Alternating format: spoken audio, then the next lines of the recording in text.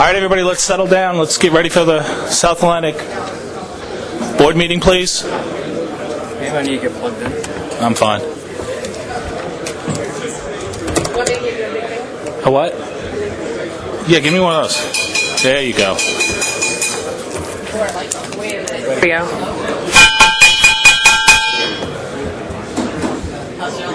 Okay, If folks. you can move your conversations to the outside, please. Thank you, Tony.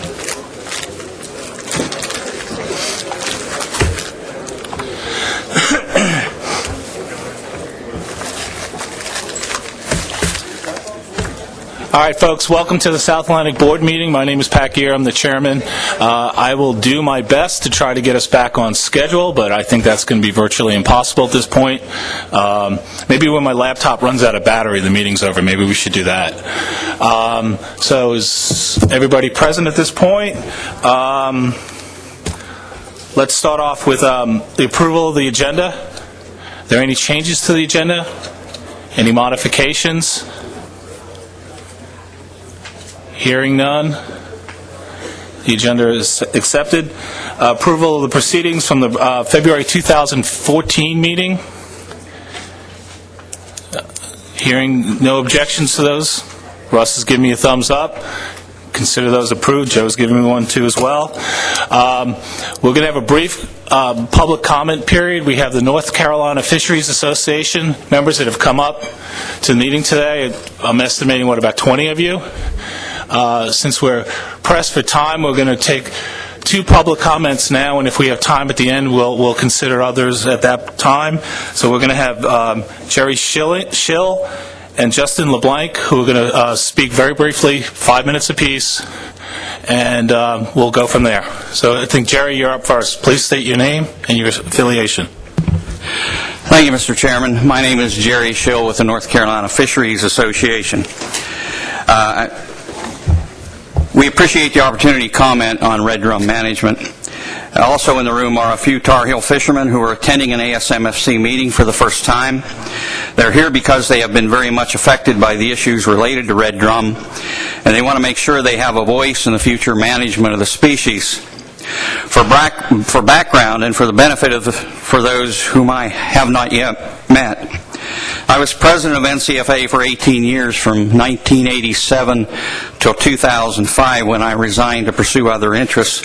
My successor, Sean McKeon, resigned last fall, and I agreed to help in the interim to help the organization rebuild and re-energize. But after 3 months, I realized that I was having so much fun aggravating Louis Daniel that I begged the board to let me come back full time. So that's the reason I'm back. It's a life's mission. And I'm having a lot of fun doing it, Louis.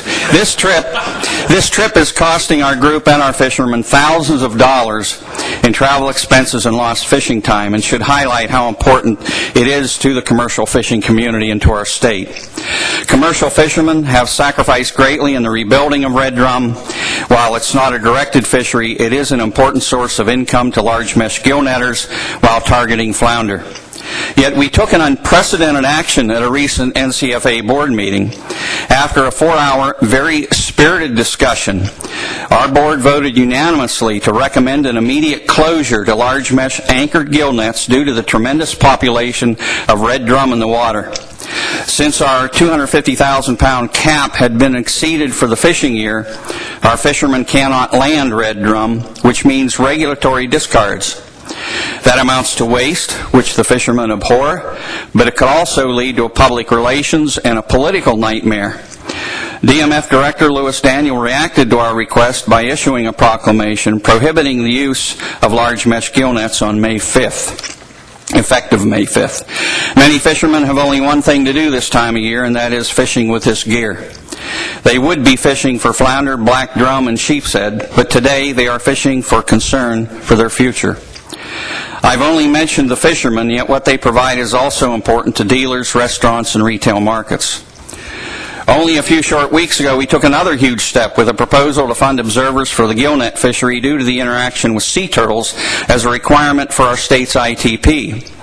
That program would totally fund the observer program with no tax dollars by doubling our commercial license fees. That proposal will be considered by our state legislature, which convenes today.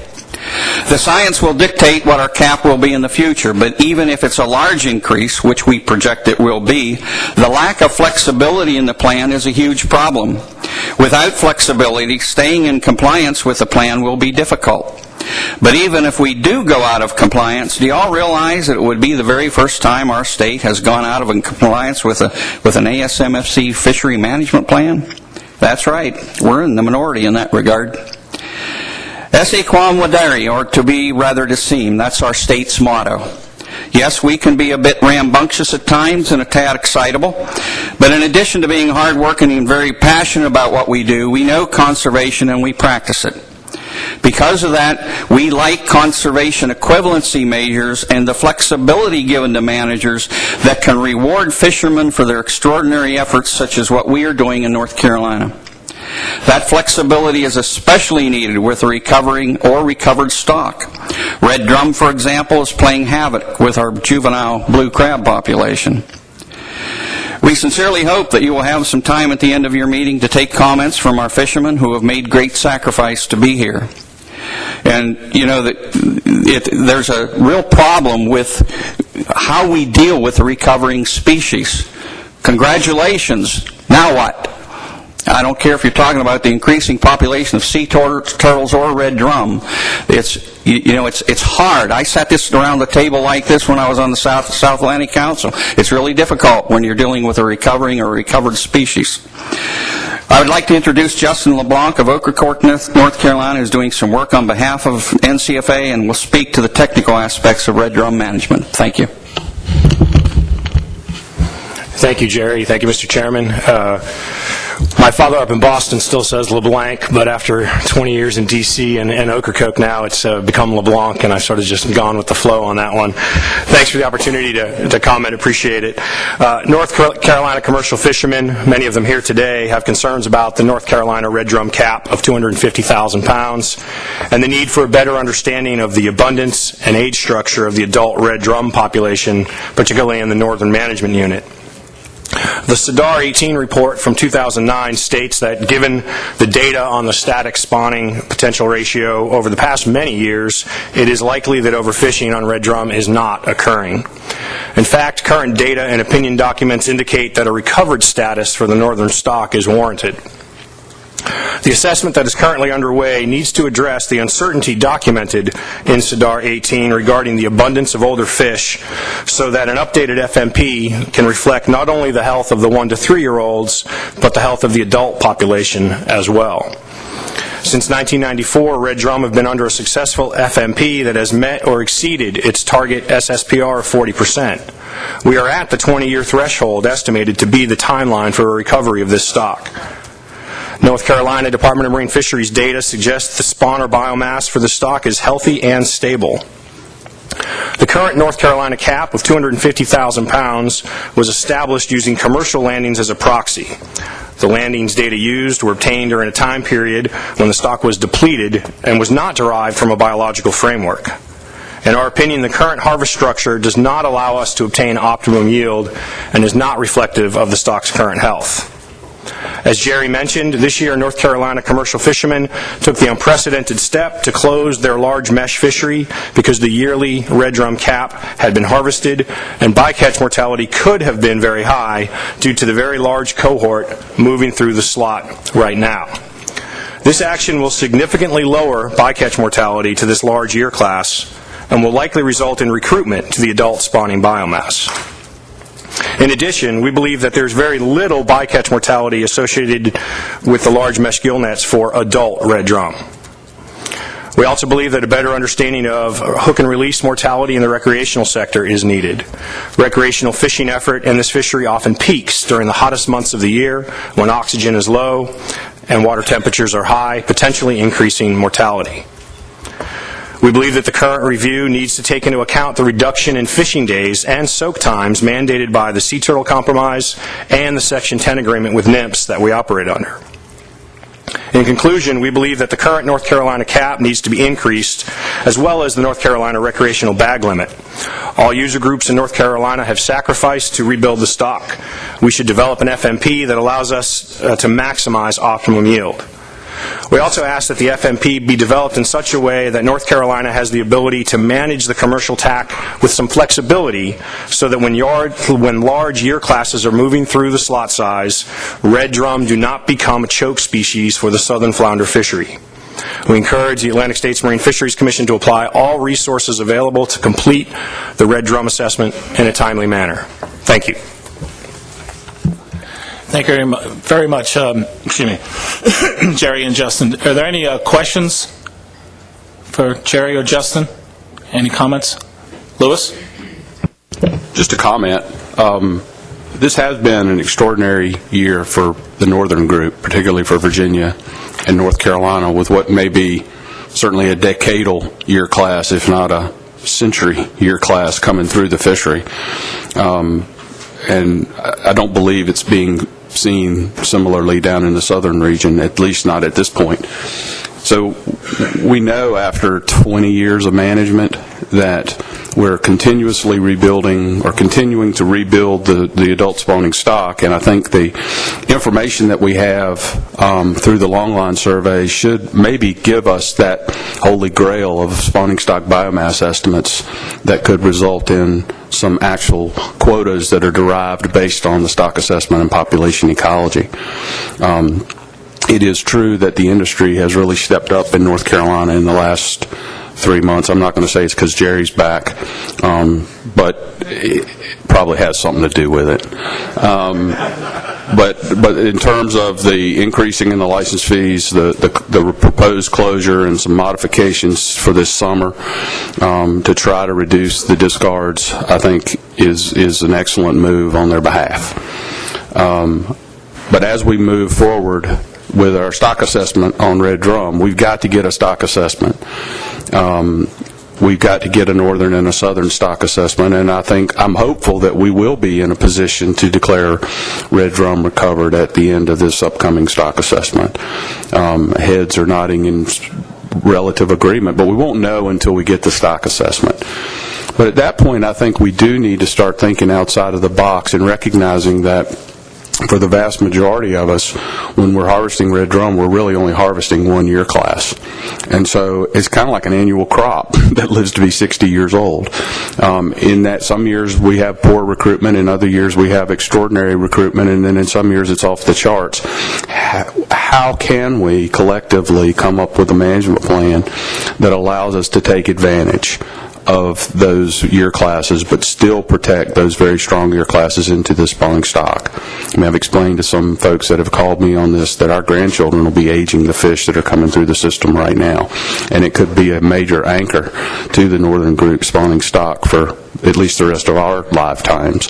So I just want to indicate to y'all that North Carolina is taking it very seriously. We're going to be developing a fishery management plan to try to impart the flexibility that we can, but we're going to need some help from the Commission as we move forward with I guess it would be Amendment 3, which should be an interesting exercise. But I appreciate the folks from North Carolina coming up, and hope we will have some time at the end of the discussion to hear from some of the individual fishermen as well, because it has been a pretty tough pill to swallow to have those fish as abundant as they are, but be unable to take advantage of that bounty this year. So thank you. All right. Thank you, Lewis. Thank you, Mr. Chairman. Very quickly, and I know you're pressed for time. The kudos need to be given to the guys in the back. The fishermen, I didn't come up with this proposal. The fishermen themselves came up with a proposal to close the large mesh gillnet fishery. The fishermen themselves have chosen to double their license fees in order to pay for these observers in a time of budget restrictions. One thing that I've noticed that's difference between my first 18 years in this, since I'm a retread now, other than my white hair, is the change in the attitude of being being engaged. This is the first time we've ever brought a delegation of fishermen to an ASMFC meeting. I think it's refreshing. I think it's important that they see the process and be engaged in that. And again, we appreciate the time. I did say to Chairman Daniel earlier that if y'all would just change your policy, allow the public to talk as long as they want, and limit the amount of time that y'all talk, we'd probably get out of here faster. Thank you, Mr. Chairman. Point well taken. All right. Thank you very much, Jerry and Justin. We greatly appreciate that. And I want to move on so we can finish up the items on our agenda, and then hopefully have time for members of the association to speak. The next item on the agenda is the Draft Addendum 1 for Atlantic Croaker and Draft Addendum 2 for Spot. We presented it to you last meeting, and we wanted to go out for public comment soon, so the technical committee looked it over, and they've got some suggestions today, and I'll turn it over to Kirby at this point. Thank you, Mr. Chairman.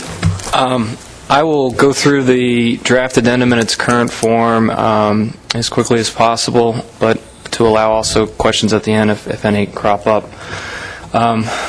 So first, back in February, the board initiated a draft addendum based on the technical committee's management memo outlining the traffic light approach in conjunction with a precautionary management framework. Up on the screen right now is a potential timetable for how this addendum could move forward if approved today for public comment. So, moving to the statement of the problem, the goal of the addendum is to address what the technical committee and plan review team for Spot have termed as a current issue with the annual trigger exercises. Under the current management program for Atlantic Croaker, annual changes in the recreational and commercial landings are compared against the previous 2 years' index values, and if that index value falls below 70% of that 2-year average, then at a minimum, management action needs to be taken or the data examined further, but without any specifications on how that would move forward. For Spot, the index values, both fishery and independent, or dependent and independent fishery indexes, are compared against the 10th percentile of their data time series. What we've found is that both of these triggers in themselves are limited in their ability to illustrate long-term trends, whether they be long-term declines or increases in the stock abundance, as well as the fact that there's a high degree of variability in the year-to-year index values, and these things in combination make it difficult to respond to gradual but persistent changes without a formal management framework. So, to give just a little bit of background, both Atlantic Croaker and Spot are small cyanid forage species that support commercial and recreational fisheries in the mid and south Atlantic. Both species migrate seasonally along the coast, moving northward and inshore to estuaries and bays during the warmer months of spring through fall, and then southward and offshore into more oceanic waters during the winter. Both species reach maturity fairly quickly at an average of about 2 years of age, and while Spot are considered to be short-lived, living to a maximum of about 6 years, Croaker can live up to 17 years, but are more commonly seen at about 10 years of age. The last benchmark stock assessment for Croaker was conducted in 2010. What happened at that stock assessment was a change from looking at two different stocks to one coast-wide stock, and the assessment indicated that the resource is not overfished or experiencing overfishing. The biomass has increased, and that the age structure had expanded since the 1980s. However, there was issues in trying to determine the stock status, given model estimates were difficult in trying to incorporate concerns around shrimp bycatch in the shrimp trawl fishery, as well as fishing mortality. While state-level stock assessments for spot have been conducted over the years, a coast-wide benchmark stock assessment has not been conducted for spot, and as such, their stock status remains unknown. Through the current management framework, as I mentioned earlier, for spot, the triggers require that if the index values fall below the 10th percentile, then they're compelled to take management action, but there isn't a specific management action that is specified, and so this creates a little bit of a cycle of not quite knowing what to do. What the technical committee, the Atlantic Croker Technical Committee and the Spot Plan Review Team wanted to do is move to looking at models or analysis that could better highlight trends. As such, the group decided to investigate the traffic light approach, which has been developed for data-poor fisheries. And basically, it's a three-color system where you have red, yellow, and green. The green and yellow boundary that you'll find in the analysis is set at the long-term mean of the data that you're using, whereas the yellow and red boundary is set at 60% of the long-term mean, which can help indicate whether there's been a decline. Approximately, it would be equivalent to a 40% decline. In trying to use this type of analysis in conjunction with a more formal management approach, we looked at the North Carolina Blue Crab Adaptive Management Program and have tried to model the management options proposed in this addendum off of that. Important thing to note, as I'll go through kind of how these look for spot and croaker, in the case of the North Carolina Blue Crab Management Program, they use the traffic light approach as a stock assessment, essentially, and we are not trying to do that here. Really, this is a goal. The goal of this is to try to provide analysis and highlight trends with management options in the interim between now and when a stock assessment gets completed. So we've moved to characterize these things not as stock characteristics, but as population characteristics. So in looking at Atlantic croaker, we focused on two specific types of population characteristics. The first one is an abundance characteristic, and this is comprised of fishery-independent data, specifically the New England Fishery Groundfish Trawl Survey, the VIMS Juvenile Fish and Blue Crab Survey, the North Carolina Program 195 Survey, and the CMAP Trawl Survey. The hashed lines you see up there are marked at the 60% threshold of the reference period, which for croaker is set at 1996 through 2008. And this was a reference period that was actually highlighted in the 2010 stock assessment as being able to encapsulate both highs and lows in the fishery in terms of abundance. And the upper bound is the 60%, so essentially twice that of the lower bound. This is similar to how the North Carolina Blue Crab Management Program was developed, but they set theirs at 75% and 50%. Essentially, these thresholds are when management action would have to be triggered, or would essentially be triggered based on having them exceeded for a certain amount of time that I'll go over in the management options. But this is for the adult abundance. The next one is the harvest characteristic. Generally, in applying the traffic light approach, it has been done to stock characteristics, as I mentioned. In lieu of not having comprehensive stock characteristics to use, we wanted to incorporate a harvest characteristic, given that the current trigger exercises use commercial and recreational data. So this is just a slight deviation, as I said, from how the approach has been applied in other fisheries.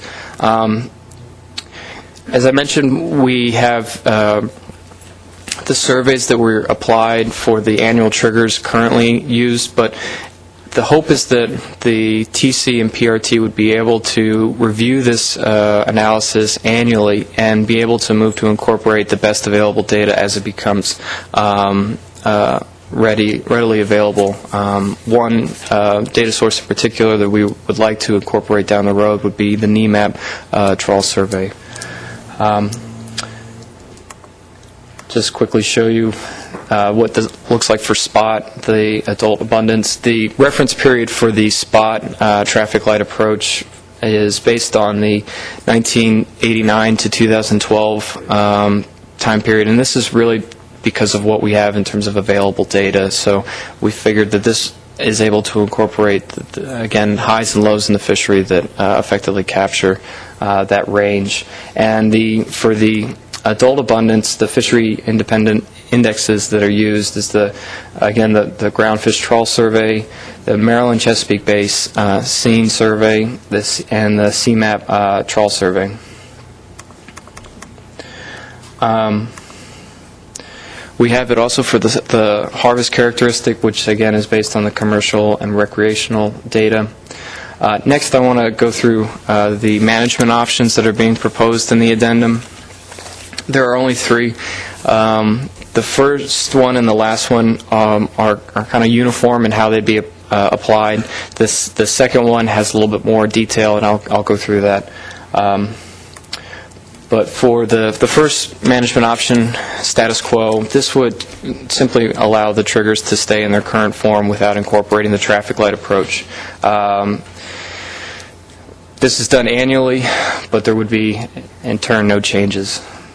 For the second management option, I'll go first through the Atlantic croaker one and then the SPOT.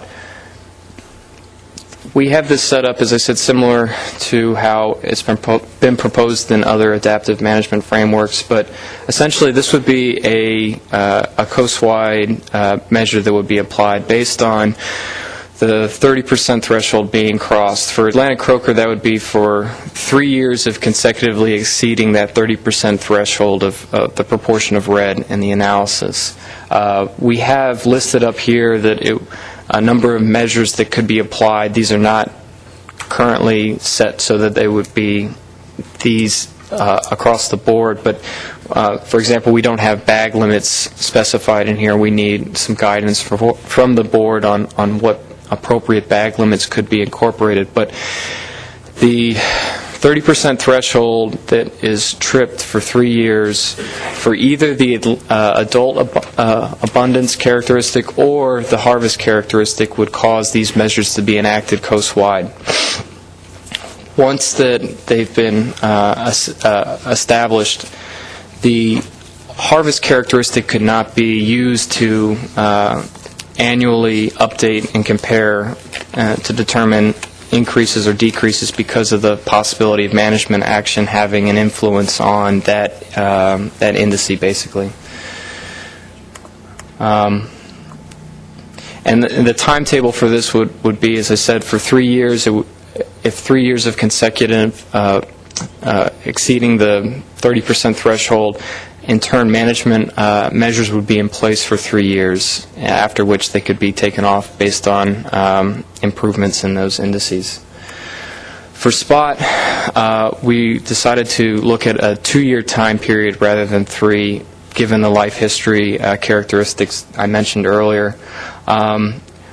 We focused on primarily size limit and closures. And for both species, the closures that are proposed in here are based on recreational data. We have wave data over the last 2 years in terms of when landings have been highest. So again, for both croaker and for SPOT, option 2 is applying a coast-wide set of measures that would be applied for all those states that have a declared interest. The last option, option 3, instead of applying a coast-wide measure or set of measures, it would be a state-by-state approach where the technical committee and plan review team would determine what the % reduction would be needed to achieve a reduction that gets that indice under the 30% threshold. So essentially it would be proportional to how much that indice has exceeded the threshold. And as such, the states would be able to determine what measures would be most appropriate for them to implement in order to meet these reductions as needed. And the timetables could be set as similar to the coast-wide measures that were proposed.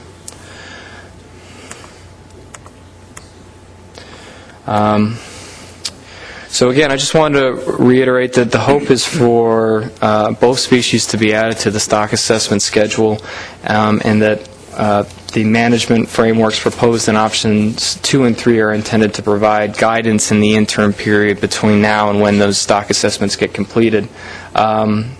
One other thing to note is that regardless of which option may be taken later on, if the document is approved, the traffic light or the annual trigger exercises will be conducted this year, and there is the possibility of having an updated traffic light analysis with that presented at potentially the August meeting. So if you have any questions, just let me know. Thanks. I have a quick question, probably for Chris. Looking at these graphics, it appears that the abundance characteristics of both the croaker and the spot are doing okay, whereas the harvest characteristics are showing a decline.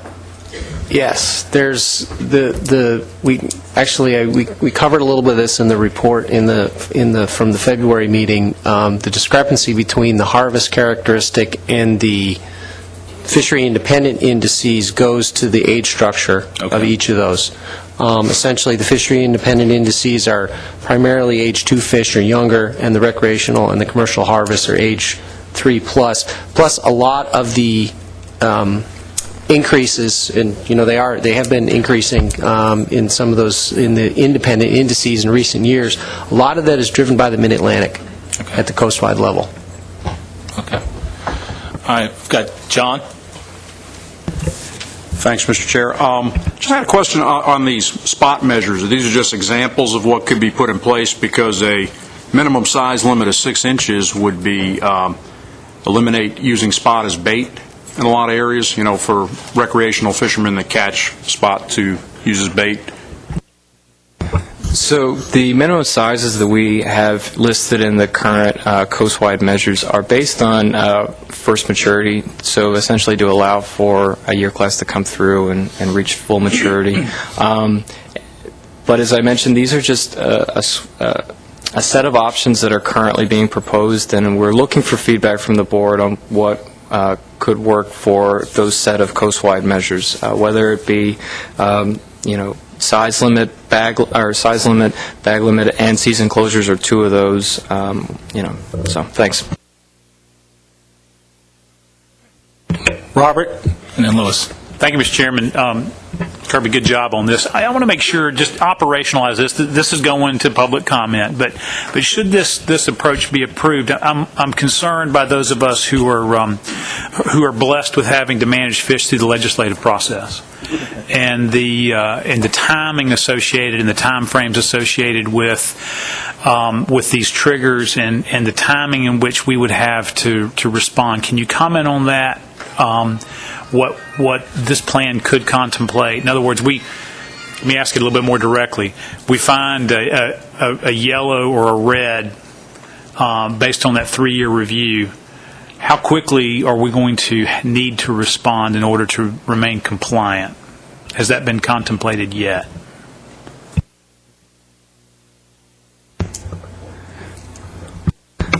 I would say at this point in the document we haven't fully tried to capture that yet, just really laying out what potential measures would be, but that is something we could consider in this or would ask for feedback on. Lewis? Yeah, a couple of points and some suggestions. I think Delaware brought up the spot bait issue with the recreational fishery, and there needs to be some characterization of the bait component of the commercial fishery as well, at least for North Carolina and Virginia. those would be significant impacts to the bait industry. And we don't need to ignore that. There have been circumstances where for stock rebuilding and stock recovery, we've had to forego using some species as bait. River herring is the one that comes immediately to mind, but it's certainly something that we will hear in public meetings in North Carolina and Virginia about, I can assure you. The other point that I think is important at this stage, and we've had some conversation about it, Kirby did a good job getting a paragraph in the document on shrimp trawl bycatch, but I think, and the ultimate document's going to needs to flesh that out some more. From the discussions around this board and this table, there seems to be this general thought that we've done a lot in shrimp trawl bycatch reduction, and it's really kind of confounding everyone as to what more we can do. I provided information at the last meeting on, what North Carolina is doing, and we are working with industry over the next 3 years to try to develop more appropriate bycatch reduction devices. But there's a general sense, at least in some of our jurisdictions, that shrimp trawl bycatch is the sole culprit for the decline in weakfish, croaker, and spot. And I believe this board needs, I think, to clarify that for the public, because that's what we're going to hear a lot about, is that, well, if you just get rid of shrimp trawls, your spot, croaker, and weakfish problems go away. I don't believe there's any evidence that any of us have collectively around this board that would suggest that's the case. I don't think we know. I think, and Chris, we talked about this at the last meeting, I don't think we know what the absolute impact of the shrimp trawl fishery is on those 3 big species. But I think we need to be forthcoming in what we do know and any concerns that we do have. But when I look at the information that we have, I don't know what component of mortality shrimp trawling makes up. And so I don't think it's fair. We will be asked those questions, and I think we need to have a board response to that part of this plan, because it's going to be a very difficult plan to develop. I don't think anybody thinks that a spot croaker plan is going to be a cakewalk. It will not be, and perhaps just bag limits may be a more appropriate, bag limits and seasons may be more appropriate management tools than size limits. But we'll see when we go to public. But I just felt like those were some points that needed to be on the record as we move forward. Is it okay if Kirby responds to that and then you go, Tony? Thank you, Louis. So one of the goals, I think, of this addendum is that if we were to go forward with some of the measures that are proposed in it, as you had highlighted at the previous meeting, this could serve as really a way of trying to eliminate what those unknowns are. I mean, if we are able to put measures in place and not see responses in the fishery that would show improvement, then that could indicate that the lone culprit is something like shrimp trawl bycatch. But if we are able to do something like put measures in place and not see improvements, then that might also be telling as well. So just we are considering that with this addendum. Tony? I just wanted to go back to Robert's question of timing of implementation. I think that there's sort of 2 tracks that the board could take here, and one is that you could set a time frame now to include in the public comment of how fast you need to respond, or if one of those thresholds in the stoplight is hit, then when the board is deciding which measure to respond with, you could indicate a time frame in which you need to respond at that time that you choose the measure. Let's go with Joe and then Adam. Ties into what Robert's asking. In order to have a timely response on any management, the data is going to have to be timely too. When are the independent indices available to run the stoplight? And currently the state reports are not due, which we would get the harvest from, until November 1st.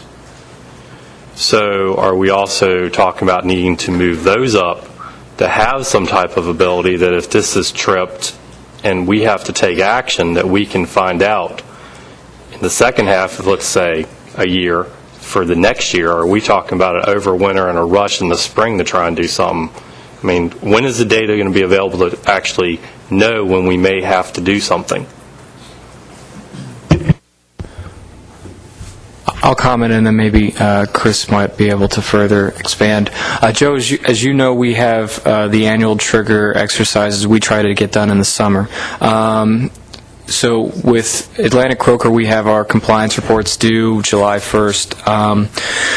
We also have the spot compliance reports due in November, but the goal of having those trigger exercises done in the summer was to help anticipate whether or not management action may be needed to be taken, and if so, adequate time would be allowed. So I think we anticipate being able to have this information available from a previous year in a timely enough manner to make the board aware of management actions as they might need to come up for the following year. So. Okay, I have Adam and then Roy. Thank you. My question was with regards to the use of the management framework and the options that you'd put up on the board and the accompanying text in the current addendum proposed. Management action should be enacted when either one of the population characteristics consecutively achieve or exceed a threshold.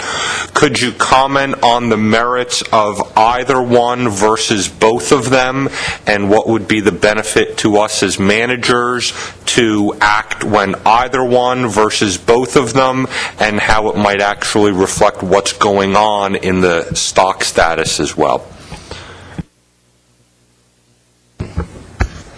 Okay, so I want to make sure I got the whole thing. You're asking basically between both the harvest characteristic being tripped as well as the fishery independent from that. Okay.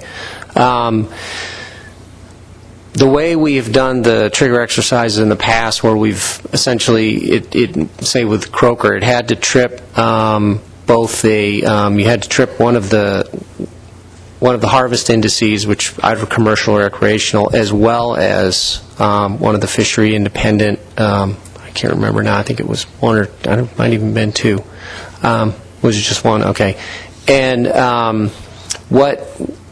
I think what we had in mind was to keep a similar working model in place, in the sense that both would have to be evaluated, and if it was just the harvest characteristic that, say, tripped, say with the declines that are showing now in both data sets in that analysis, versus what shows up in the fishery independent indices and that characteristic, the technical committee would then have to kind of pick it apart and see, okay, is this really something that's going to warrant a management response, and then and then being able to kind of pull that back into the traffic light and say, okay, the independent indices are coming up. And if we can separate it out, say on an age basis or something like that, where we can account for that, then we can say, all right, there is this decline going on. However, these other indicators might say that a response isn't warranted, which is something we actually did a couple years ago with the trigger exercise. However, with the traffic light, because it's a little more sensitive, and looking at these over a two-year period for spot, 3-year period for croaker, if we indeed are seeing these changes or declines, then that gives us hopefully a little more lead time into implementing a management response, and as well as giving us just more information, hopefully. So. And some of the data as it's available, and this kind of addresses what Joe said, when we do even though the spot index, the spot report's not due till the end of the year, that was done mainly just because we already have so many reports due in the middle of summer. We pushed it back, but we're still doing those trigger exercises at the same time because the data is available and it has to be done. So usually by the August meeting, we're presenting that stuff. So it's usually pretty available. Okay, I have Roy. Roy, did you have a question? I had a comment. have a concern about the implementation of coastwide measures. If you'll indulge me with just a moment or two of history, Atlantic croaker stocks are hugely important in the Delaware Bay region, both on New Jersey side and the Delaware side and up along the New Jersey coast. But their abundance over the years, historically, you could show a correlation with winter weather events, namely cold winters, juvenile croaker that invade Delaware Bay in the fall have poor survival. And so a year class will be virtually wiped out by an exceedingly cold winter. And that's been the history of the species. Consequently, croaker in our region have waxed and waned, probably mostly in regard to winter weather conditions over the years, and a series of tough winters like in the late 1970s. Once the mature croaker that were present passed on, there were no juveniles to replace them, and the species greatly declined. Now, if we're tied to a coastwide management measures, then it doesn't really recognize the migratory nature of this species, invading the northern ranges of its habitat in response to weather events, climate change, whatever you want to call it. And so sometimes I think that any conservation measures that we may take on croaker locally in the Delaware Bay region would be meaningless in terms of a population impact. And so I just am concerned that we would have to needlessly implement, let's say, a higher size limit or a higher bag limit when, in fact, everything's weather-driven at the northern end of the range. And I don't really know how to adjust the proposed management. I appreciate the elegance of the traffic light approach. I think it's a way of at least taking some prescriptive action in lieu of a stock assessment. But I would just appreciate any suggestions you might have for those of us who have jurisdictions in the northern range of this species. And what I said for croaker also applies to a certain extent for spot. Thank you.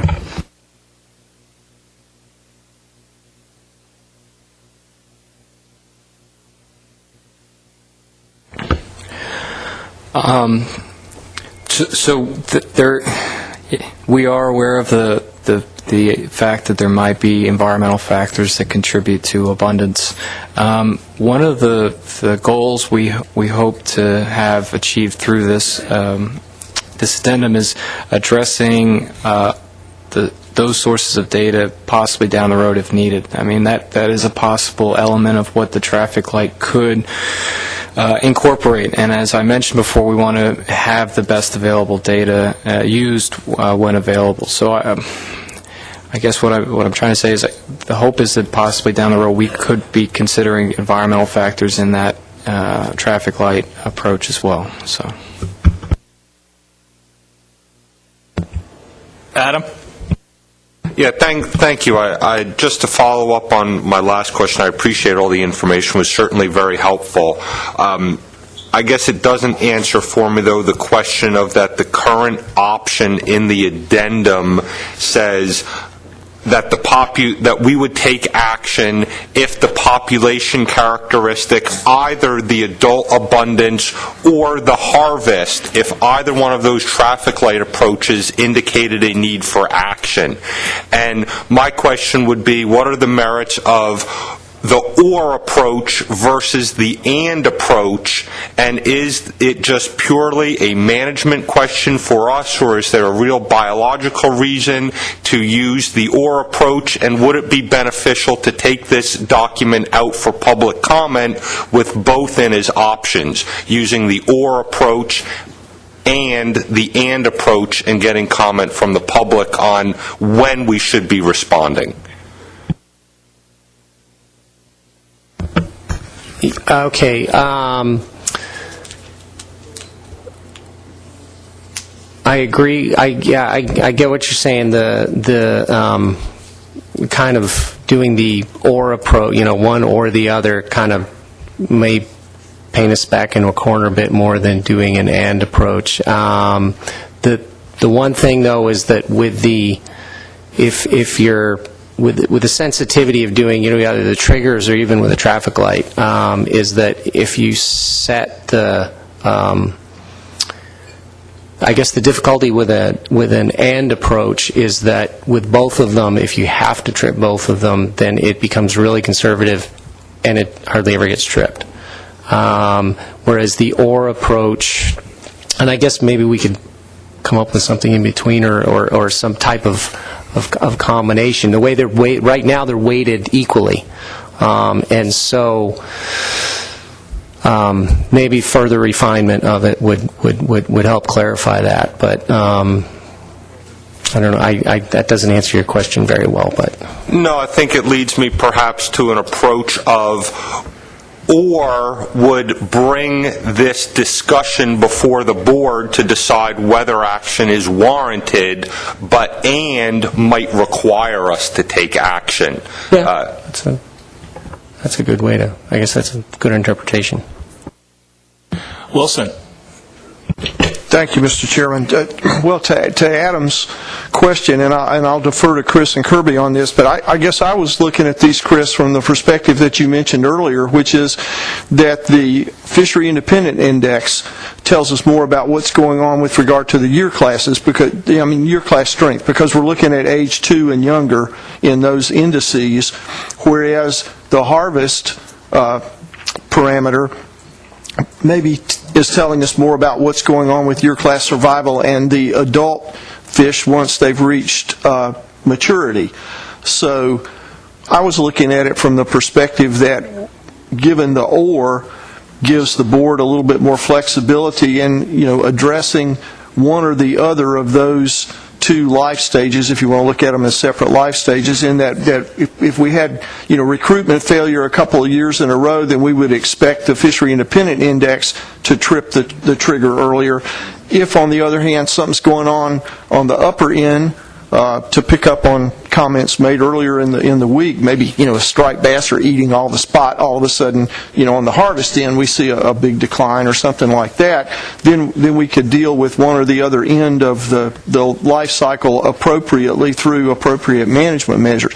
But I do kind of like what Adam just suggested, is that maybe we could look at it from the perspective of the or being the normal case, but if we do get an and, if both of them are tripped at the same time, that would seem to indicate a more critical need for some sort of management action, because we would be experiencing possibly some sort of recruitment failure on the one end and reduction of adult spawning stock biomass on the other end. I don't know.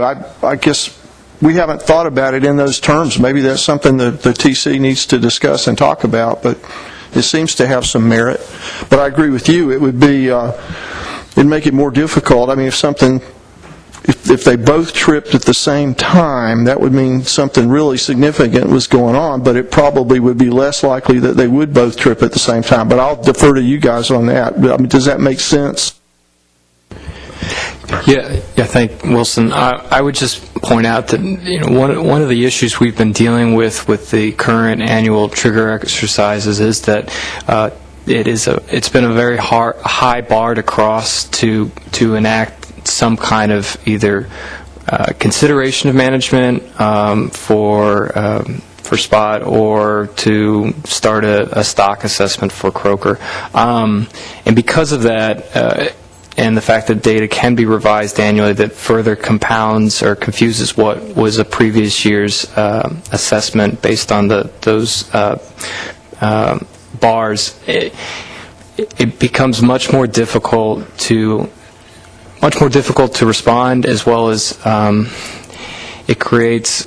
I would argue that it further makes it difficult to effectively address declines that we might be seeing, or increases, because in having them one weighted more toward, or having it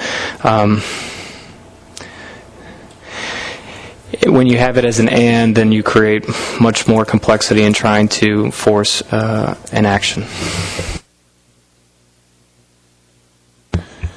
Any other comments?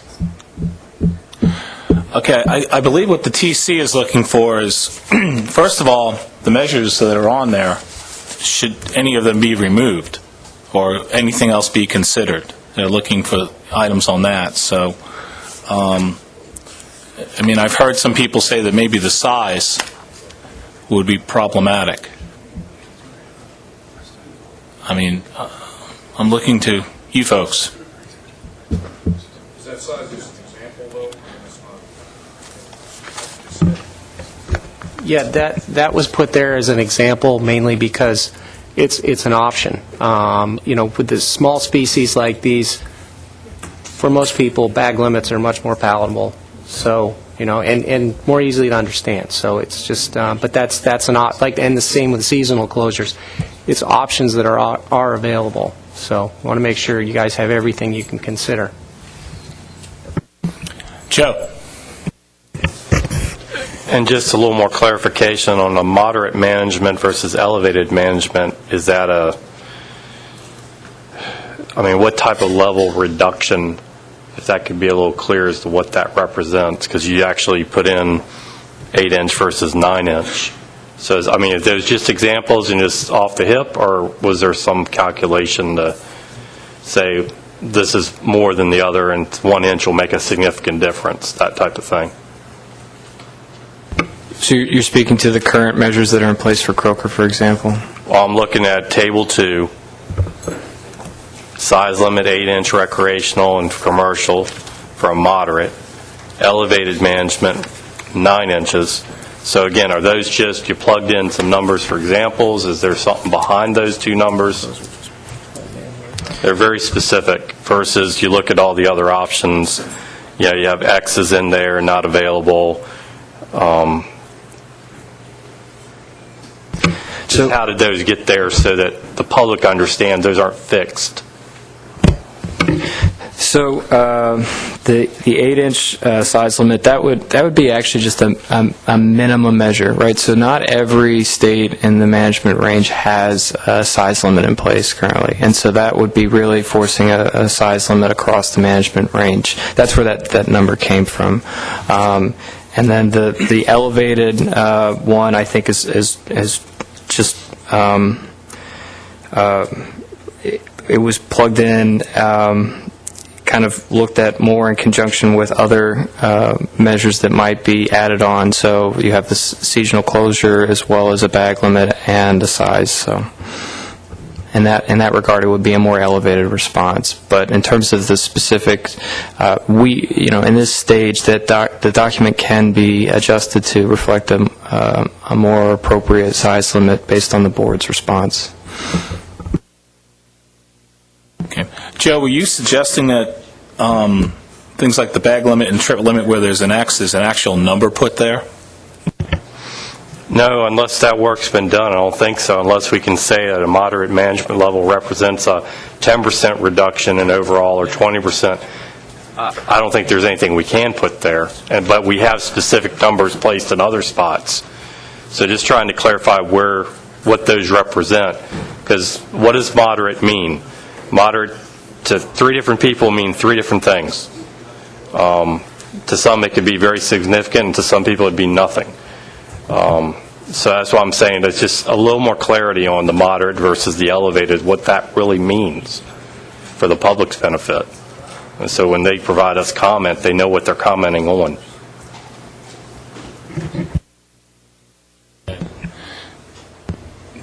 Yeah. So again, the moderate response would be putting in essentially in the context of we'll start with Croker. And to a certain degree, Spot. These would be minimum measures across the board. For the elevated response, this is trying to be a much more restrictive response, and as such, there's more options that are added on. There's more management measures that would be added on, and as such, it's constraining effort much more. And in turn, it's a tiered approach. The first one being only two measures, whereas the second is a more restrictive one. For Spot, we have it as being, for both species, we have it as being closures in the rec and gear restrictions in the commercial. So again, it's a tiered approach where the moderate response is to try to have an initial minimum measure response, and the elevated is to be a much more restrictive in terms of trying to address a much more essentially worse trend. Okay, we're running short on time. I'm going to try to stay on schedule. So the goal was to try to get this to the point where it's ready to go out for public comment. So are there any changes that you want done to this? Is it ready for public comment? And let's move forward with that. Adam. Thank you. I would like to move to add an option under both before we begin typing, and I'll express what I'd like to see, and then we can try to consolidate that in words. But I'd like to see the option for both the spot and the croaker where the management action would take place if both of the population characteristics were triggered, both of them versus or. Now, whether we structure that and you want the motion crafted as we have an option 2 for each where it's or, option 2 is and then we have a sub-option for each one as a statewide versus a coast-wide, or how you'd like to do that and how you'd like me to craft it. I know you need a valid motion to have discussion, but I don't want to sit here and talk about describing the entire motion, rewording option 2 and option 3 as they currently exist under each one, just changing the word or to and. So maybe I could get some help from staff on how to best move forward with that in a easy-to-craft manner. Yeah, it's pretty tricky, but I think there's been other comments around the table that folks seem to be comfortable with the direction you're going in, Adam, to provide some more flexibility to the board and not paint the board in a corner quickly in a corner with only one of these triggers being met. So, I guess I think on the record you've described what you'd like to see pretty well, and if there's no objection to that around the table, I think staff can. I don't know if you necessarily need to try to capture all your thoughts in one motion. If there's no objection to that, we can, staff can work with Kirby and get that option included. But I don't know if Kirby feels he has clear guidance, I guess is the other part of it. Yeah. So sorry, to answer your question, Adam, I think a clear option would be, it could be a tiered one to the previous set of options, which would be applying it to whichever one is decided, such that if option 2 is decided, depending on the species, that it would be, instead of an or, be an and, whether it's coast-wide or state-by-state measures, if that makes sense. So, going through kind of a decision tree, you make a decision on the first option, and then off of that determine whether it would be an and or. Does that capture what you were hoping for? I'm fine with that, and I'm just amazed how friendly we can do things at the South Atlantic Board. We had a long discussion about that last night, and Robert? Thank you, Mr. Chairman. Mimosas at 7. Just kidding. Let me ask a question, another and/or question, Kirby, just to make sure, because I think what Adam is where the path he's going, and I agree with him, is it, and I may have missed this, these potential management measures, are they or I think what I'm interested in is giving the board the maximum flexibility to respond to the data and to the situation that is as is presented to us with the FMP review each year. And so, I look at this, would we potentially have to implement a size limit and a bag limit and a seasonal closure? Or are those just the suite of options? Just clarify that for me if you could, Mr. Chairman. I believe those are just all options. Is that correct? Yeah, so again, to get back to what Pat had mentioned before, with the table we have currently set up, it would be most helpful probably moving forward if in that table for the coast-wide measures, what options you would prefer not to have in there, because right now it would be set at, if the proportion of red is triggered for 3 years, then those 3 would go into place. Whereas if you wanted to make a change in that language so that only 2 of them go into place. Now for the option 3, it's left up to the states to determine what suite of measures they would like to have. I mean, it could be just 1 measure, it could be 3 or 4. It's just a question of what would be most appropriate at the state level to meet that percentage reduction in harvest. So, Lewis. Listening around the table, I want to speak in favor of as much flexibility as we can have to the board, so I agree with those comments.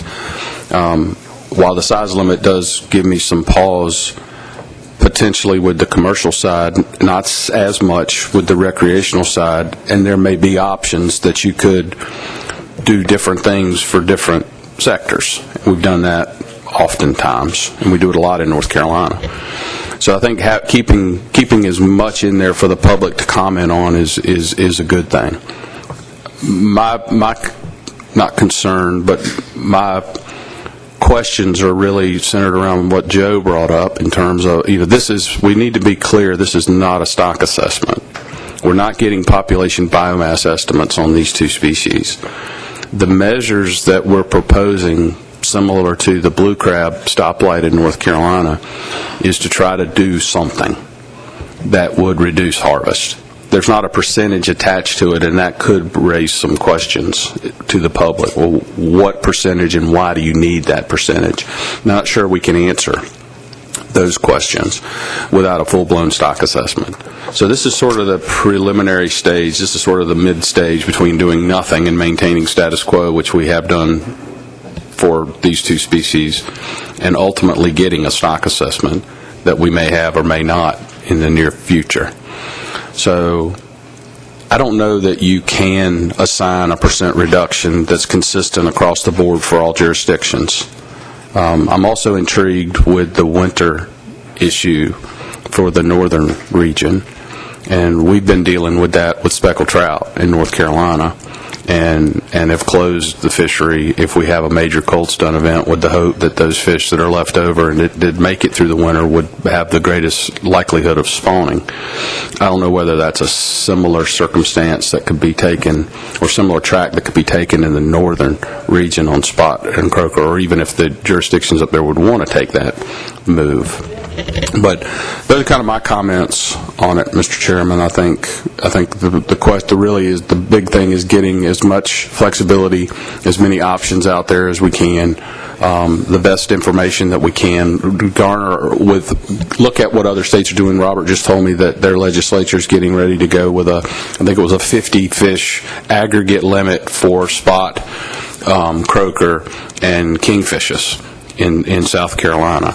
We're getting ready to talk about kingfishes here in just a little while. So are there lessons we can learn from what some of the other states that have taken management action on these species that we might be able to glean from, so that those that have been proactive and done something, aren't going to have to go back and change. Maybe we can adapt to them. Joe? I'll be brief. Just going on this and/or slant here, such as on table 2, maybe the language should be could include, such as with your moderate recreational. You have, as I understood Kirby to say, size limit and a bag limit and a closure. It could include one of them. It could include all 3 of them, but it keeps that extremely flexible in that. So maybe that type of language is what you need, because there would definitely be a debate, as we would need all 3 of those in an option if it's just a moderate. So if that helps.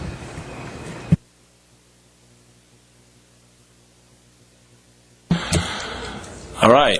We're running out of time. Adam? Would you like a motion to send this out for comment with the changes that have been discussed here today, Mr. Chairman? I would love something, yes. I so move. Can you clarify that a little bit?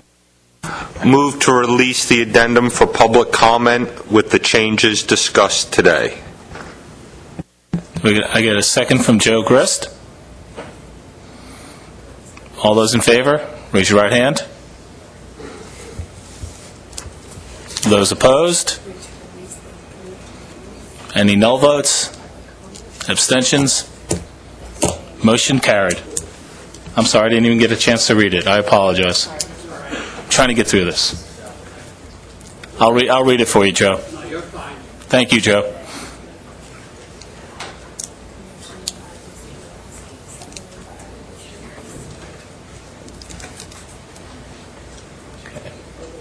And Kirby will work on those changes.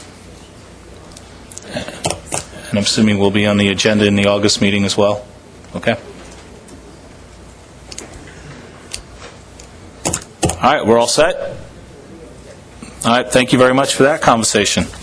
We're going to move on now. As Louis said, we're going to continue the topic with our underloved cyanids. And we're going to be talking about potential of adding sheep's head and whiting as management plans. And Kirby's up again. Okay. Thank you, Mr. Chairman. So I have two species overviews that I'll go through fairly quickly, but I'll have time for questions at the end of each. But I would ask for the board discussion of these two to wait until after I get through both of them. The first one is a sheep's head fishery overview. So sheep's head are a common marine fish found from Nova Scotia down through Brazil. The population that ranges from Nova Scotia to Florida is actually regarded as a subspecies of the Acroscygarus proboscis. They can be found near jetties, wharves, pilings, and shipwrecks, and waters warmer than 15.5 degrees Celsius. Adults mature between the ages of 2 and 5, with approximate size for males reaching between 7 to 14 inches and 9 to 14 inches in females. And they can grow up to about 35 inches total length with a weight of possibly 22 pounds, though average size and weight vary along the Atlantic coast.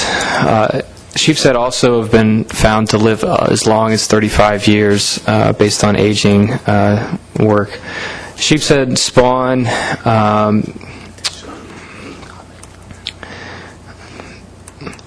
Sheep's head spawn in near and offshore waters in proximity to reefs and wrecks during the late winter and early spring, with juveniles inhabiting grassy flats and dispersed into high relief hard bottom areas as they mature.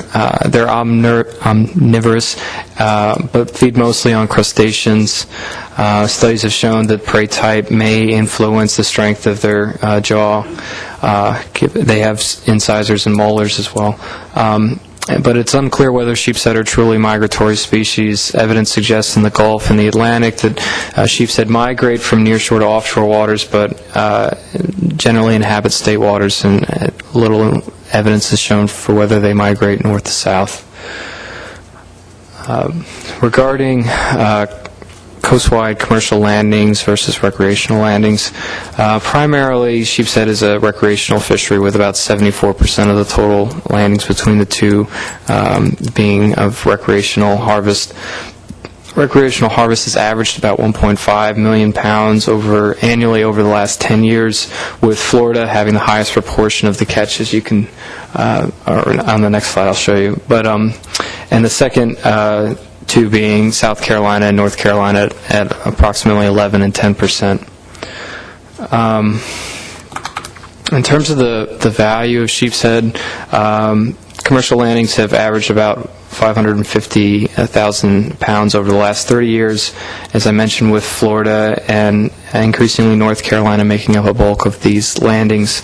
2012 commercial landings were valued at approximately $397,000.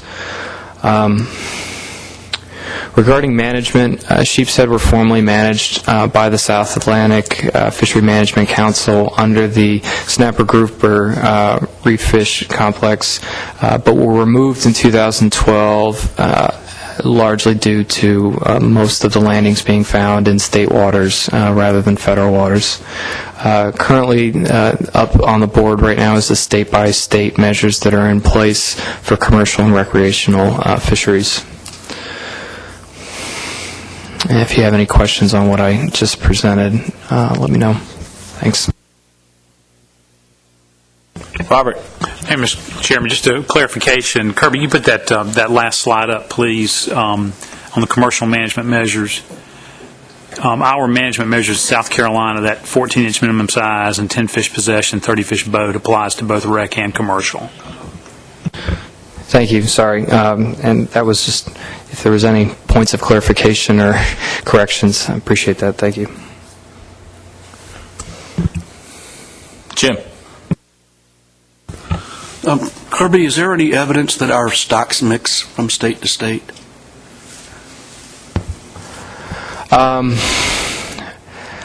I can't speak to that. I don't have a tremendous amount of background in sheepshead, but as I said, from what I understand, there's little evidence. There hasn't been shown a lot of evidence that they migrate north to south, so I'm not sure of the influence of northern found species to those in southern areas.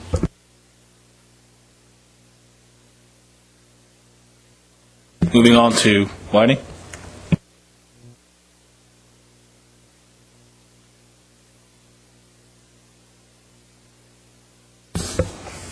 So next I'll just go through southern kingfish quickly. Southern kingfish, Mentosaurus americanus, are a short-lived cyanid. Some kingfish begin spawning in their first summer, with most kingfish maturing by about age 1, and the spawning season for kingfish ranges from May through October. Most kingfish that are landed commercially are around age 3, with a maximum age observed at approximately 8 years old. Southern kingfish stock abundance has not been assessed due to a lack of biological and to a certain degree landings data. Problems with data include aggregate commercial landings for the 3 Mentosaurus species, a lack of time series, especially in biological data, and no or limited measurements from dominant commercial fisheries, as well as questionable identification and landings estimate in the recreational fishery. Regarding distribution, there is also limited data and evidence of whether they're truly migratory or not between southern, northern, and Gulf species. In looking at commercial and recreational landings over the last 10 years, it's been approximately a 50-50 split. Commercial landings have been approximately 1.14 million pounds over the last decade, having declined from approximately 2.5 million pounds in the mid-'80s. Florida and North Carolina have had the highest proportion of these landings, and it's important to note out that for the commercial landings, they're listed as an aggregate kingfish of king whiting. So there's not a difference listed in terms of commercial landings of northern or southern or Gulf by National Marine Fisheries Service.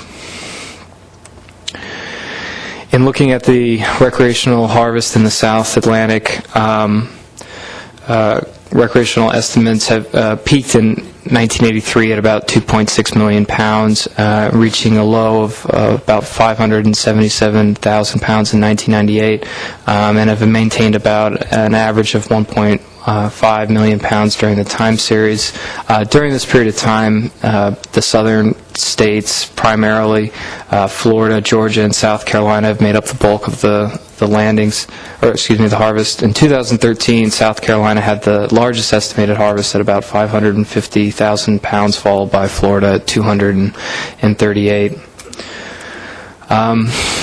In terms of management, there's currently no management measures in place along the Atlantic coast for kingfish, but I wanted to go through just very briefly that this species has been looked at by the board previously. In 2008, there was a Kingfish Technical Committee that was formed and presented to the board a memo outlining available data on kingfish. And due to impediments and lack of available data, they moved at that time to not initiate a stock assessment. But based on the information provided to the board, the TC was tasked with developing a list of research priorities and needs. And I have just a short list that I will go through in terms of how those have been updated since 2008. So aggregate commercial data has increased. There has been work completed in North Carolina to better seek identification information with few errors observed. Effort along the coast continues to be monitored in both commercial and recreational catches. Regarding the time series of data needed for commercial effort in South Carolina and Georgia, back in 2008, it was indicated that approximately 15 years of data was needed. Currently, we are at 10 years for South Carolina and 12 years for Georgia. Recreational release mortality has been estimated about 30% for the last 13 years based on information provided by National Marine Fisheries Service. As I mentioned earlier, there's limited information on the movement and migration of the species, in part due to a lack of tagging studies that are by the states. And as I mentioned earlier, that identification errors do persist within the MERS and MRIP data. There have been otolith projects completed both in North Carolina and Georgia in terms of aging, but that's where some of those high and medium research priorities that were identified back in 2008 stand currently. If you have any questions, just let me know. Thanks. Any questions? Louis? I guess not so much a question, but a couple of comments. The sheep's head issue really stems from the South Atlantic Council removing them from the management unit in the snapper grouper complex.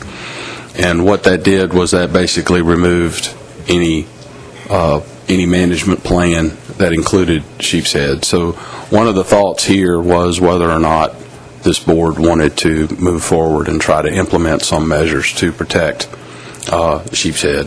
I think the only measures were a 20-fish bag limit, I believe, was the measure that was in place. But with the commercial fishery, you had to have a snapper grouper commercial permit, which is extremely limited and very expensive to get. So it has opened up some opportunities for the commercial fishery by removing them from the management unit. So that's kind of where that came from. With the Menoceras species, North Carolina went forward with a kingfish FMP in North Carolina, and we did stock assessments, I believe, on all three. And we had those go out to peer review, and they were rejected because of the lack of information from the other states, with the assumption that they're fairly migratory, and I think they are. So the question really came up then as well, if we're going to do anything with Menoceras, it needs to be done interjurisdictionally. So there is that potential of lumping them in with a sort of a cyanid groundfish complex. Might be a simple way to do it if that's something the board is interested in doing, and lumping them in with spot and croaker. Final thing is, based on my experience with sheep's head, and this mostly was out of South Carolina, they tend to move inshore offshore as opposed to up and down the beach. So sheep's head may be a little more state specific than at least Menoceras species.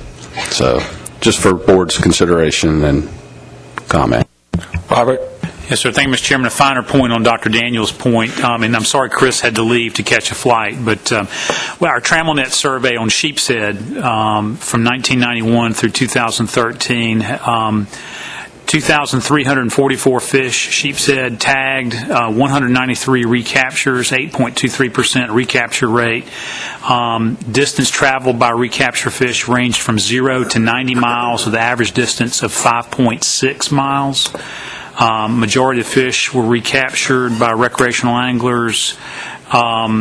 We've got evidence of one interstate movement in our tagged sheep's head. So I think just to put some data for the board and answer Jim's question about tagging studies. Unfortunately, we don't have that similar data on whiting, but I think it is safe to say that we see sheep's head as a more of a cross-shelf species than an interstate species. Thank you.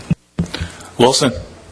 Thank you, Mr. Chairman. In answer to Jim's question also with regard to sheep's head, I'm looking at a table here, Jim, from a study that was done by fMRI scientists in northern Indian River Lagoon, and they had tagged, let's see, looks like inside the no-take zone they tagged 597, they tagged 520 outside. Bottom line is they got 32 or 2.9% of 1,117 fish tagged, and I haven't had time to look through the rest of the report and see how far they moved, but it looks like from the figure they have in here that they didn't move very far, so it seems to confirm the same sort of results that South Carolina found in their study. And I know, Joe, Virginia has a angler tagging program, and I looked at your, I don't know whether I was looking at the most recent report or not. You may want to say something about the Virginia sheep's head tagging results from your angler-based tagging program.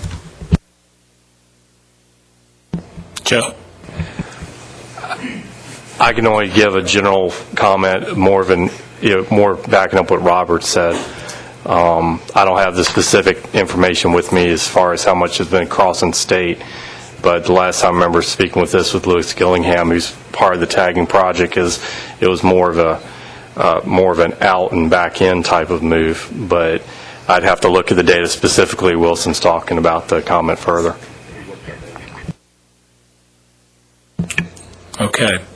Any other comments? Robert? Thank you, Mr. Chairman, and I appreciate the situation that everyone finds themselves in, particularly with sheep's head. You take it out of the FMU at the South Atlantic Council, and it kind of slips below the stock assessment radar. And, we were very concerned about it in South Carolina, and as you saw, our legislature implemented some management measures for both recreational and commercial fishery. As Lewis alluded to as well, our General Assembly is now considering a small cyanid aggregate bill which would take into account spot croaker and whiting, very, very important species recreationally. Some commercial landings in South Carolina, mostly in the form of shrimp trawl bycatch, something, again, we're concerned with in terms of just keeping a finger on the pulse. But I think the question before us, before the board, is that are we interested in engaging in more formal management, interstate management? And I guess I'll be the first to say is I'm not very interested right now. Again, I recognize the situation that we all find ourselves with in terms of rejected stock assessments.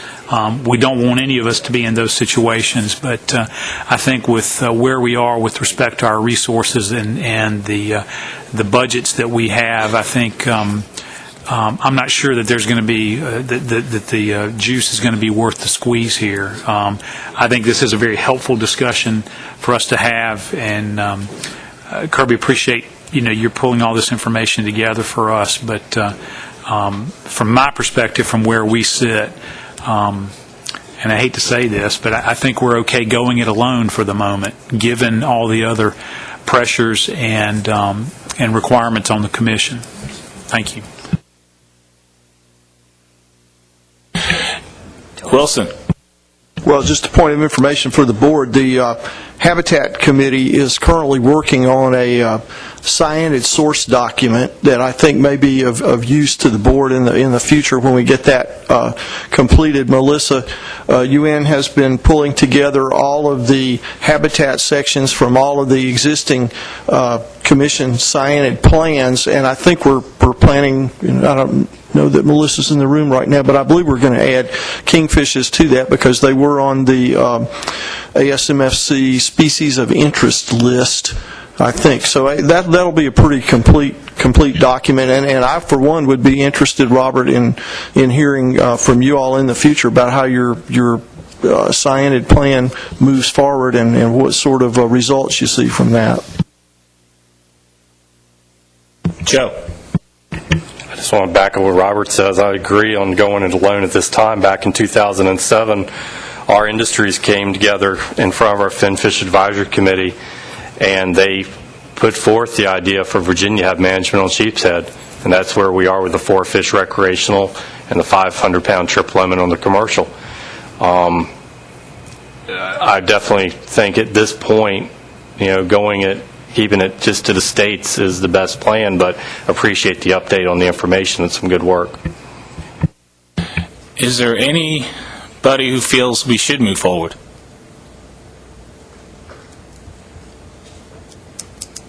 Not seeing much.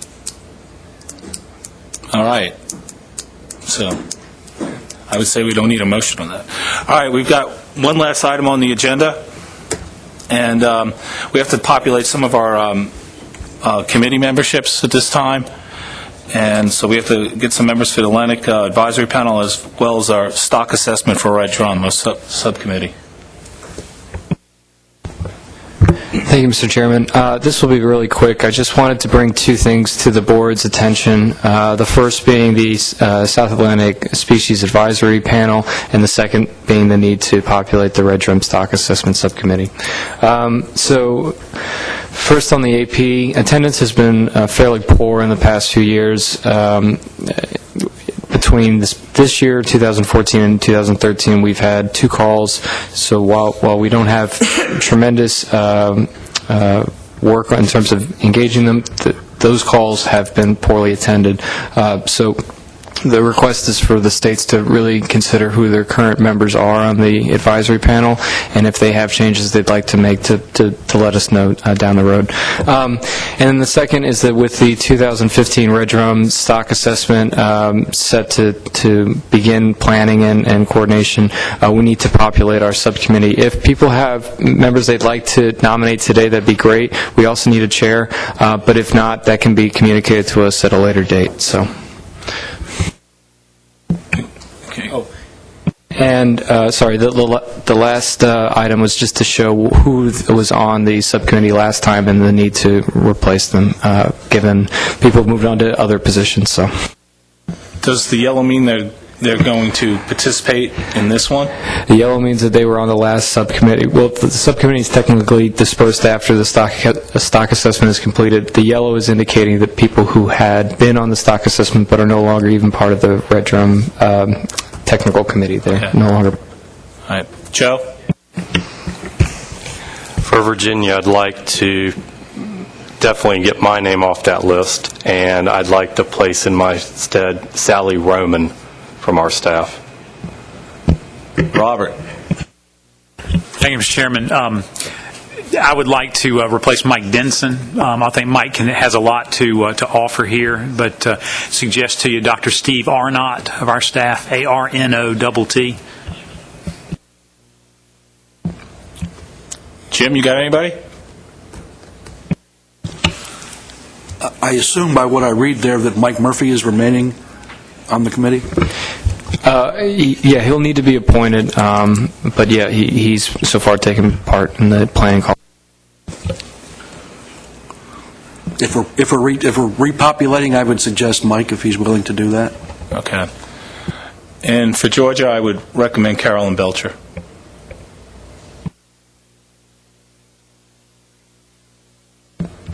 Lewis, anybody from North Carolina? I'd like to keep Lee on there. Okay.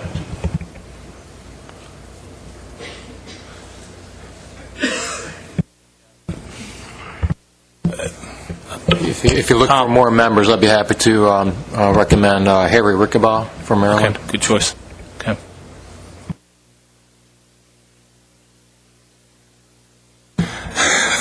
Work on that later. We need a chairman, but I don't think anybody was willing to jump up and be chairman unless it was one of those folks that was named. I know Carolyn was not interested in chairing the committee. If any of those folks are just desperately want to lead this crew, please come forward and let one of us know. But okay, so is that enough? Okay, so we'll need a motion. Say again? We don't need a motion. Oh, we don't need to. Any objections to this group? Hearing none? All right. I'm sure your staff members are going to say thank you very much for this great honor.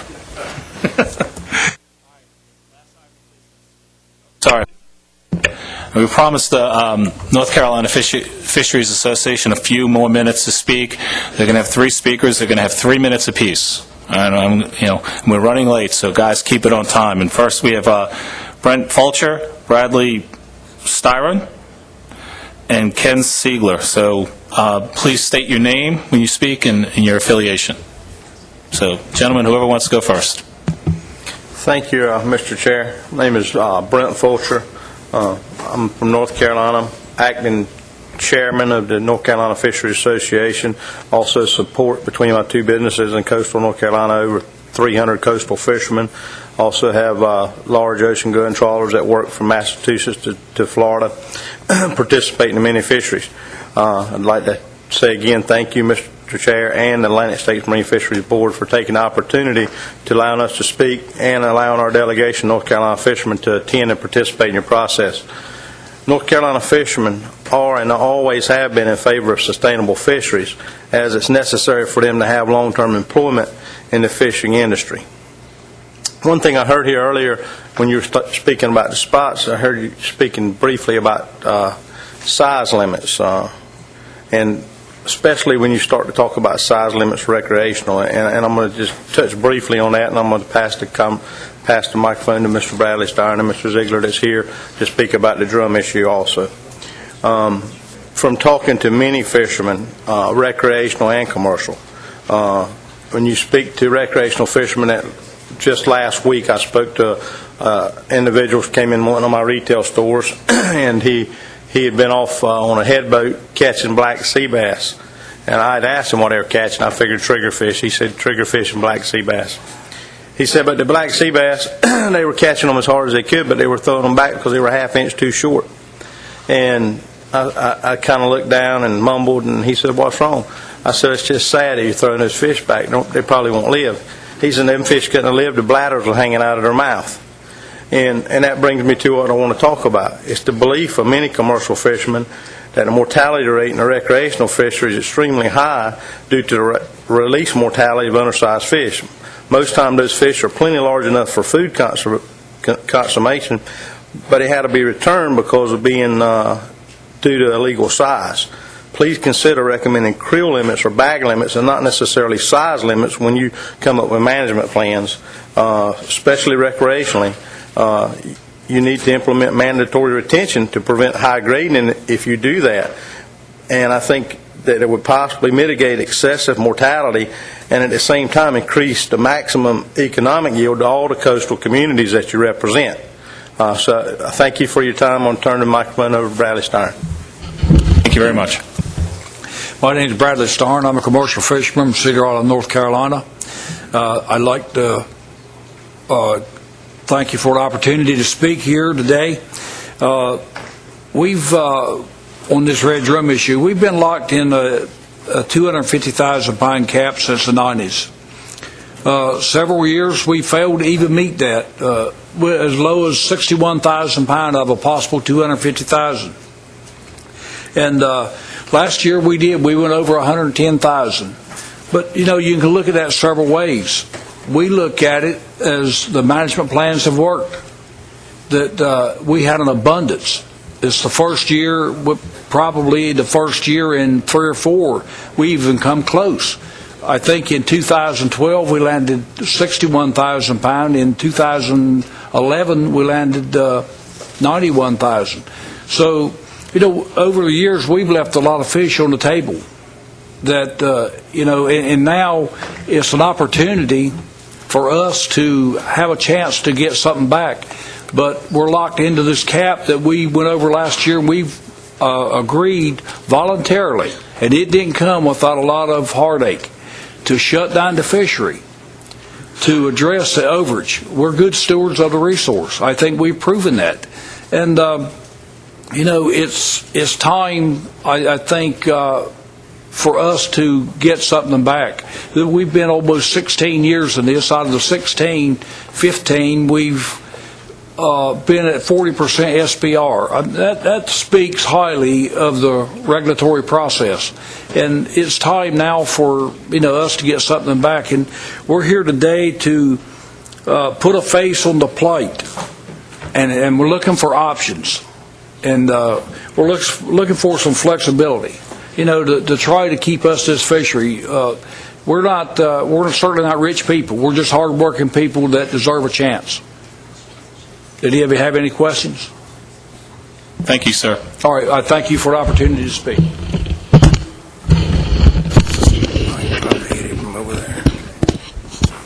Thank you, Mr. Chairman. My name is Ken Ziegler. I'm from Hubert, North Carolina. I'm a commercial fisherman in that community. It was estimated to take 15-20 years to recover northern regional red drum stocks. Presently, you'd be hard-pressed to find an estuary, a backwater, creek, point of marsh, oyster rock, river, bay, sound, swash, inlet in North Carolina that do not have some number of red drum present.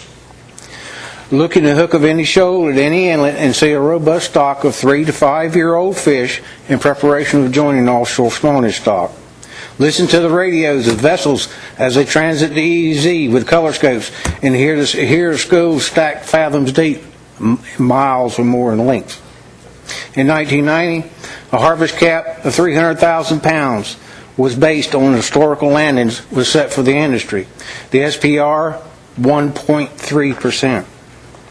In 1991, a harvest cap was reduced to 250,000 pounds in concert with the one-fish creel limit and slot size limitations, and the populations began to expand. In 1994, 30% SPR goal was set and met,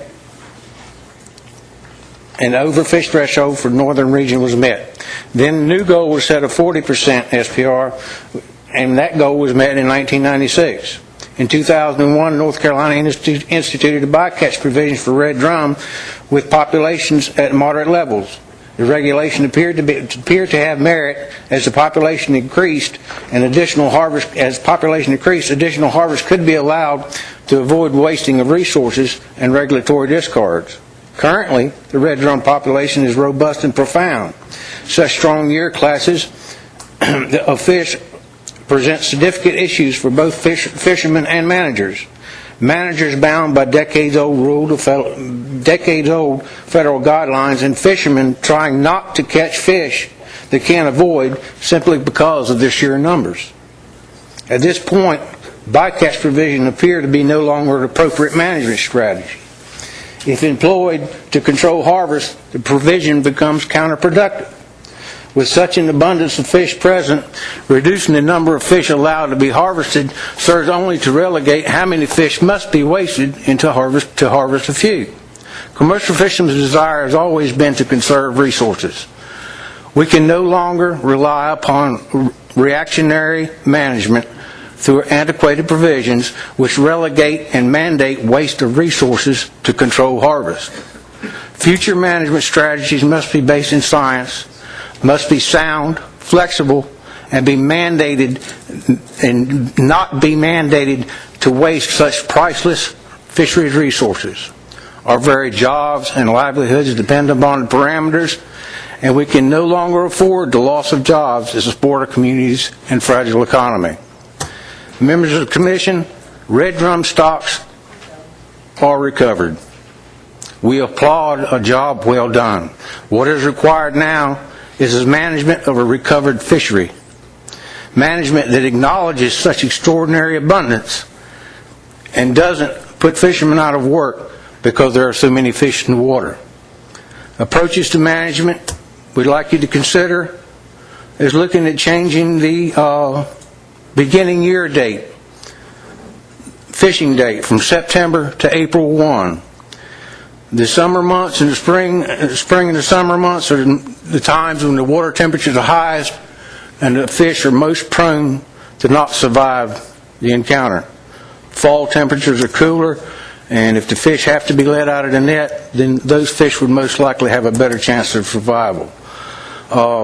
In 2012, we left 150,000 pounds of fish unharvested. In 2011, we left 115,000 pounds of fish unharvested. In 2010, we left 80,000 pounds of fish unharvested. That's over 190,000 pounds of unharvested fish. And it's felt that some flexibility here can be looked at to where we have such underfish. We need some acknowledgement of that fact, and with some kind of roll forward provision, not for harvest, but merely to cover any overage that may occur in the preceding or following year, would be a big help. Thank you. Thank you very much, all three of you, for coming today. I greatly appreciate it, and I wish we could have given you some more time. Are there any comments or questions for the three gentlemen? And we are moving forward with stock assessments, so... Thank you all for your time, and we appreciate the invitation. Thank you very much for coming, all of you. We appreciate it. Is there any other business before the board? Motion to adjourn? Say again? We're adjourned. Thank you, Joe. So, Louis, you want to get the